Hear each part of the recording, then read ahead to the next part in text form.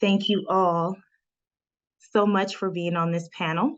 I will do a popcorn style. I'll choose the first speaker for each question, and then we can popcorn from there. First question, how did you find your way to CIIS? And what do you enjoy about being a part of the CIIS community? I'll start with the first person I see, Dr. Shoshana. That the true answer would be very, very long, so I'm going to really encapsulate it. I think myself, as like many other students and faculty, and maybe even staff that find their way to CIIS, have a very unique story that sometimes is somewhat infused by magic and the unexpected. So you can ask me for the longer version, please do another time. But I think the short version is I've always worked in the progressive side of education. I was teaching at Goddard College in Vermont for many years before I came to CIIS. And so it's been it was incredibly much a gift for me to apply to the transformative studies. I came to teach in the transformative studies department originally in the transformative leadership and transformative inquiry programs for many years. And then I switched over to the Expressive Arts program, which is its own magic. And I think that's all I need to say, because I'm sure others are going to pick up for where I leave my marker on this question. So thanks for that question, Jessica. I'll go to Carolyn. Thank you, Jessica. It's great to have everyone here to be on this panel, especially with Maia Scott, who's an alum of our program, the MFA program in Interdisciplinary Arts. And I think, like Shoshana, it's too long of a story to get into here, too infused with synchronicities and magic. But what really drew me and keeps me in this program, in this university, I think, is the radical interdisciplinarity that I find here as a product of an MFA program that was intensely conservatory based in kind of the idea that you would learn these kind of technical skills to be a writer, and then you would enter into this machine of production, of producing short stories and novels and essays, and you would be a cultural icon, and you would be part of this this engine of cultural progress. That's what I wanted, and that's what I thought I wanted, kind of until I came to CIIS, where enormous new possibilities opened up.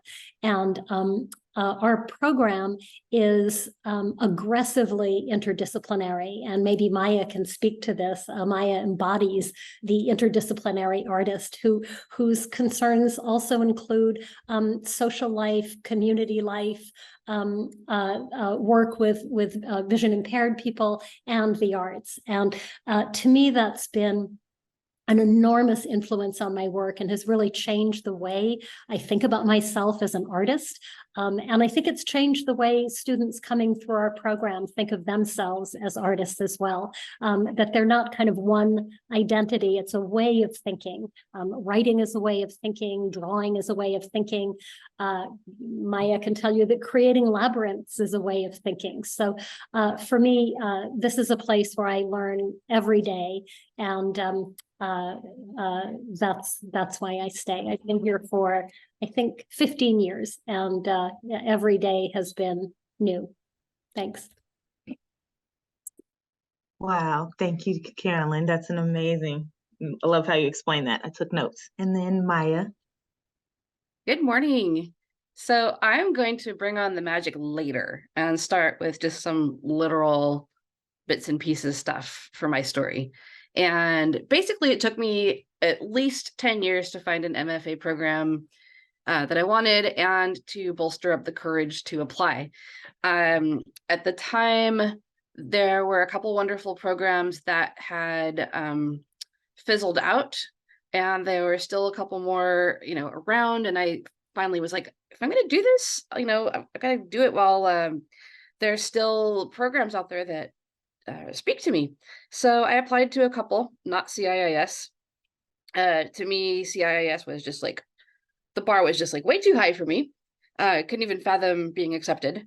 And was in an interview with one of the schools, someone who is very friendly and almost a sister to CIIS. And she kind of shook her head and says, you know, I think what you want is at CIIS. Why don't you apply there? And I kind of shook my head and was like, well, I don't know, but why not? What's it going to hurt? And the rest is history. So it came from another school. Just this sort of a serpentine pathway of seeking and finding, and landed in the MFA program, which I'm very grateful. And lots of magic started from there, but we'll deal with that later. Thank you for sharing. Thank you all for sharing how you came to the CIIS community. Amazing stories. Next question. Why is CIIS's integral approach to education so important? And I'll popcorn it out. I'm going to start from the bottom. So Maia, I'll start with you.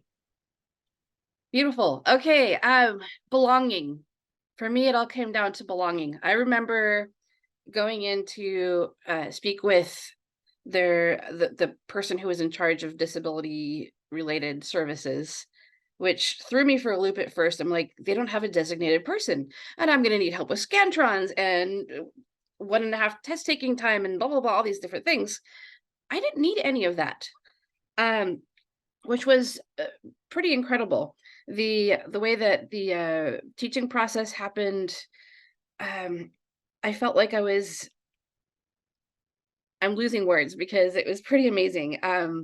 I felt normal for the first time in my life in an education setting. I felt like I belonged. I felt like I was on a level. I was on the same playing field and not sitting in a corner with my machine and my extra test taking time and stuff. And that is, you know, not only accessible, but inclusive. I love the saying, accessibility is being invited to the party. Inclusion is being asked to dance. And boy, did CIIS ask me to dance, and I'm so grateful. So sorry, guys. Amazing, amazing. Carolyn? I guess just in the moment, I would say why interdisciplinarity feels so alive for me. I just this morning had maybe the best conversation I've ever had in my life with my 30-year-old daughter.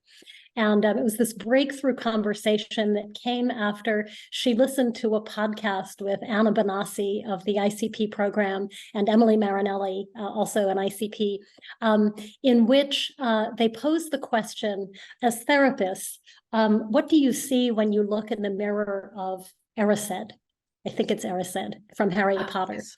And who is your Patronus? And we had this deep conversation about this. And my daughter is said, you know, I really do want to be a therapist. I really do want to be a therapist. I understand something I didn't understand before about the sort of iconic experience of my childhood and how those fit in with kind of what Reedy said, you know, how could I love people for a living? How could I use my gifts of empathy? And there was also a connection to art. She said, you know, I think I understand what art is for. It's not like, you know, you're going out and making books and stories. You're engaging questions about life metaphorically. You're saying things that can't be said in the usual language that we have.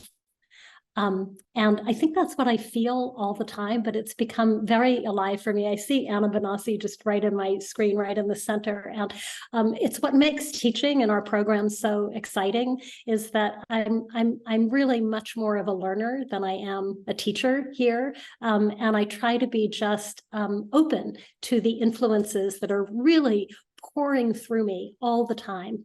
And I think that's what students in our programs appreciate, is that we are constantly building this future that is made out of our interactions with each other, which are incredibly rich. And partly, I think, because of the intimacy of our university, partly because we know each other and we're not isolated in our own ivory towers at CIIS, or at least much less so than I think your typical university. So thanks, Anna.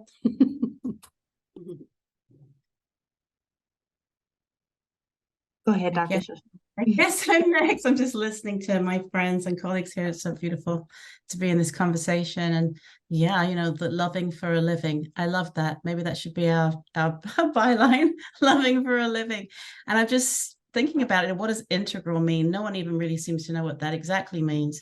But I think maybe my own magical story speaks to it. As I said, I came to on a magical journey that I'm not talking about. I applied to be core faculty in the really in a transdisciplinary program, where I didn't have to choose particular disciplines because that's not my background. You know, I'm a sociologist. I train in sociology and social policy and counseling and organizational development.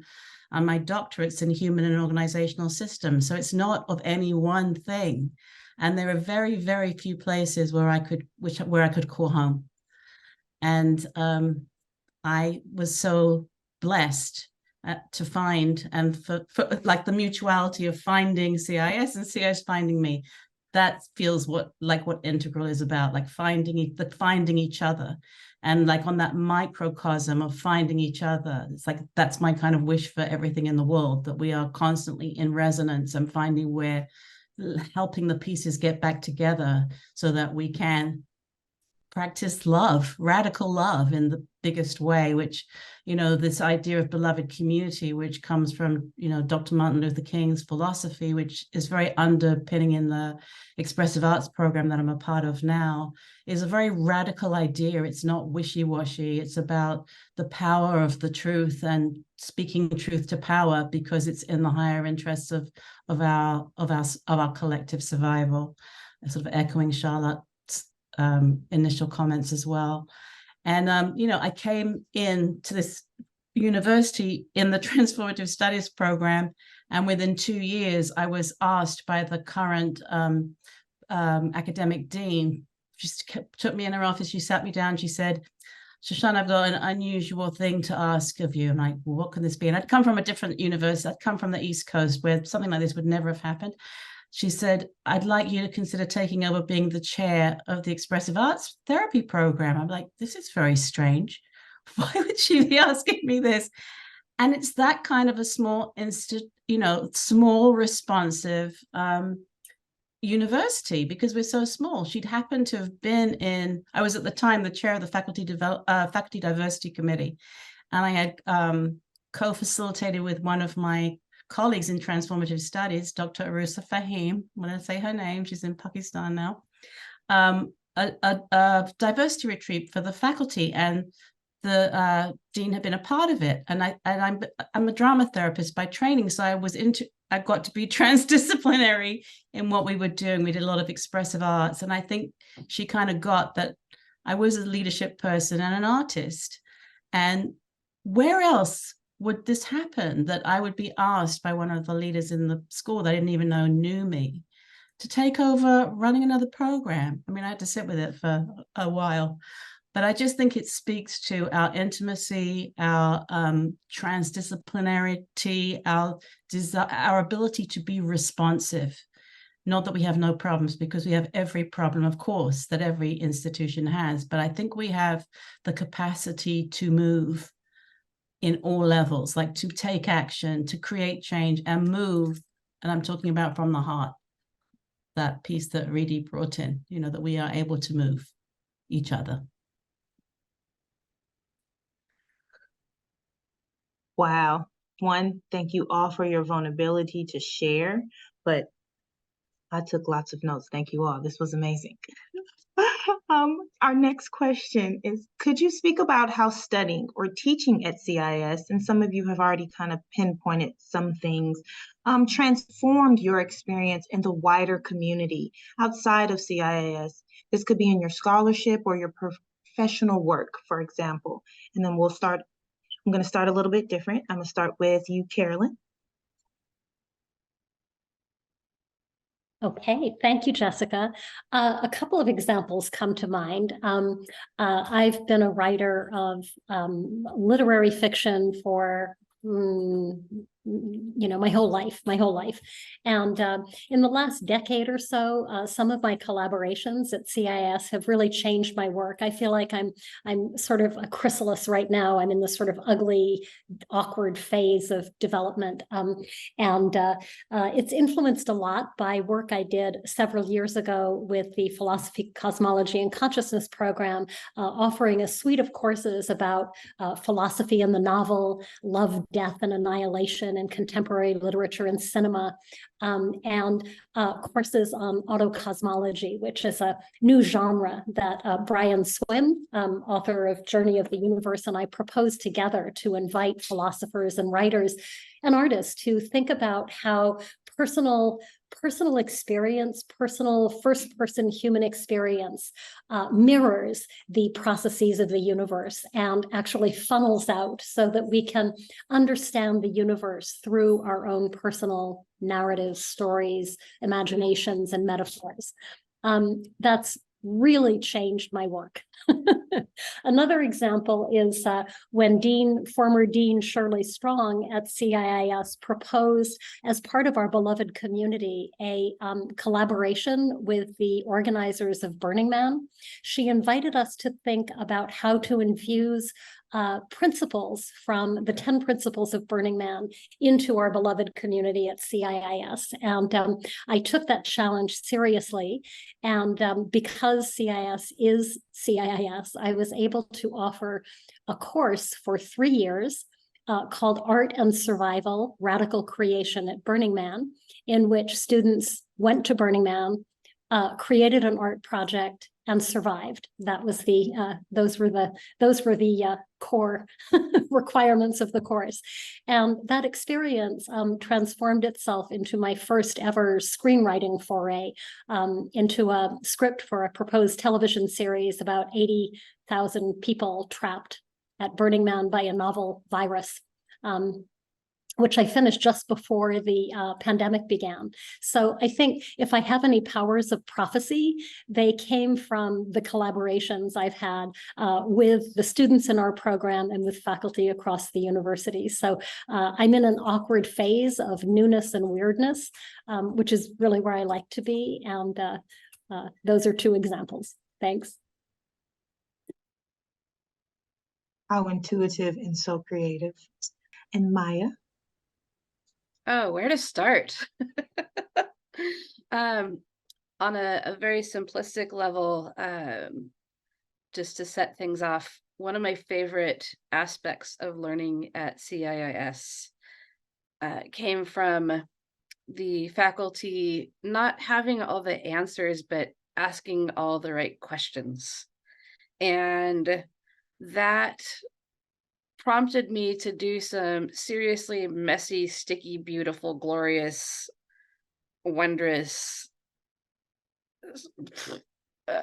awkward, quirky, everything, unpacking of my own aspects of my own self and my own being as an artist and as a woman, as a blind person, as a creator.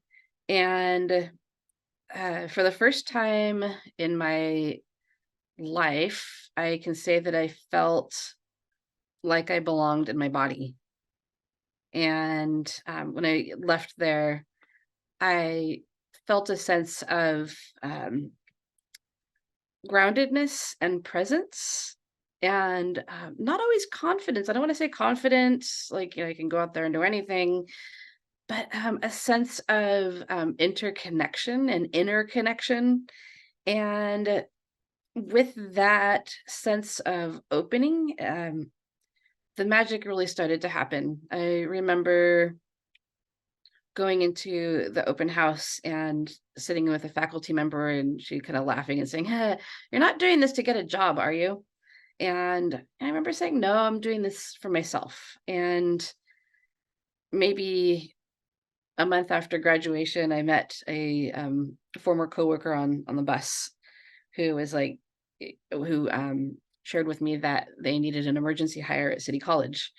And just the rest of the connections, I feel like there was this with this open heart, this open spirit, open mind, offered this sense of open connectivity, open possibility. And this ask and you shall receive vibe has been going since then. I feel like I'm saying I need more creative engagement in my life, and suddenly I'm working with Museum of Craft and Design, developing art activities, just kind of on the side, or whatnot. So it's just, I think that the exploration of identity and seeing other people also go through that same unpacking process, showing up where they are in life, taught me a lot about that it's not just a me thing, it's a we thing. And that's where the magic has really happened, is knowing that my voice can be strong and wanting to be that instructor, that facilitator for others so that they can find their voices. And someday I could be like that person, like that faculty member, like Carolyn, who asked all the right questions. And I have to say, I have to brag a little bit, because over the last couple months, I've had students complaining at me that why can't I give them a straight answer? And one of them says, I'm about to ask you something, but I know you're just going to ask me other questions. So I'm just going to try to figure this out. So I think I've finally grown up, and I'm starting to be that person who asks, has more questions to offer than answers. And I want to thank Carolyn and Cindy and the MFA faculty for inciting that. Thank you so much, Maia. And then Dr. Shoshana, do you need me to read the question again? Or are you okay? No, but I have to really, I'm trying to suppress my expressive arts response, so I'm not going to do that. Because Maia, I've just, like, in my head, Jimmy Cliff is singing to me, there are more questions than answers, and the more I find out, the less I know. Exactly. Exactly. And that speaks to the answer to this question. For me, there isn't an inside and an outside of CIIS. There isn't my life outside of CIIS. There is no in and out at any level. And I think that also speaks to what we mean by integral. That the more, the more I find out, the less I know. This travels from within and without. It's my job and it's not my job. I feel just blessed to be able to work in this school, where it's a microcosm, but we get to be in a kind of an experiment of how do we live together beautifully and uglily and use all that we know, and to step forward. And I'm trained as an action researcher. That's what I did in my doctoral work at the Fielding Graduate Institute. Let me give them a little plug too, because they're also highly congruent with us. How do we live our lives as participatory researchers? What we're learning while we are a school without walls too. And our program, the Expressive Arts Therapy program, is a program without walls, and more since the pandemic, more and more programs are taking the walls down. So I think that's a very radical part of what we're doing, is learning how to live what we teach and teach what we live, and be lifelong learners. And at CIIS, it's a rare institution where I can be a part of a program that developed explicitly a philosophy of creating a pedagogy that is andragogy, that is developing scholar artist practitioners, where we see that artist as the bridge, as an essential bridge between scholarship and action, that is the place of process. And that we all have it. We're all artists. We are all creators. It's kind of, I'm not going to go to the next question, but the last question, but it kind of relates to how I feel about the last question.